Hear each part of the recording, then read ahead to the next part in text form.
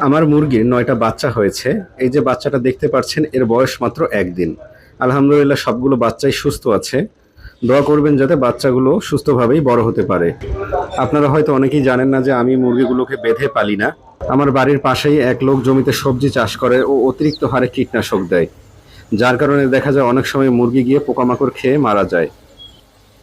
অল্পতে সমস্যা হওয়ার কথা না, কিন্তু অতিরিক্ত হারে যখন কীটনাশক দেওয়া হয় তখন সেই ফসল শরীরের জন্য ক্ষতিকর ও আশেপাশের পশু পাখির জন্যও ক্ষতিকর। এর আগেও আমার ২০টা মুরগিকে মেরে ফেলেছিল এইভাবে, এবং এবারও আমার প্রায় ১০টা মুরগিকে মেরে ফেলেছে। কিছু বলিনি, সবগুলোই আল্লাহর কাছে ছেড়ে দিয়েছি, আল্লাহ বিচার করবেন।